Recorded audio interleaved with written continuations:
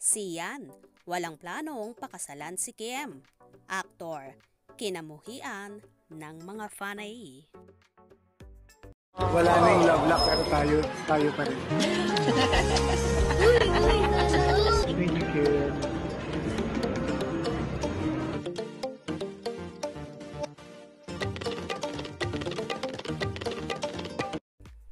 Kaya di umano naghiwalay, sina Sian Lim at Kim Chiu ay dahil walang kaplano-plano ang aktor na dalhin sa next level ang relasyon nila ng actress na tumagal na ng 12 years.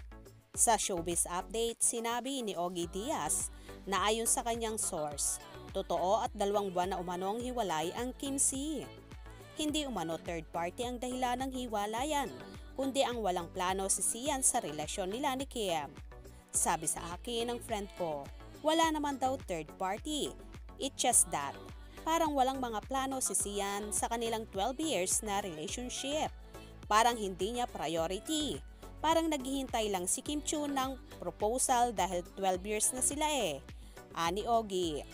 Dagdag pa niya, hindi lang daw maamin ni Kim ang status ng relasyon nila kasi pinoproseso pa nito ang nangyayari.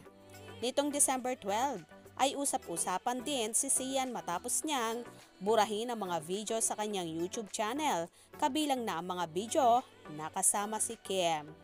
Isang video at 2 shorts na lamang ang makikita sa kanyang YouTube channel. Halos lahat ay nalulungkot sa pangyayaring ito, pero karamihan sinasabi ng mga fanay na tama lang ang ginawa ni Kim. Nahiwalayan ang actor-director dahil wala nga daw itong plano na pakasalan ang dalaga. Siguro nga ay nagsawa na rin si Chinita Princess sa loob ng 12 taon. Wala man lang paramdam ang aktor at tila hindi nga siya siniseryoso.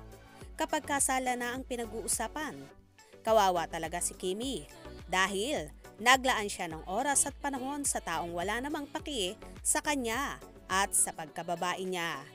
Tila nga lumalabas na ginagamit lang ng aktor si Kim para sa sarili niyang interes lang. Kagaya na lang ng career at kung ano-ano pa.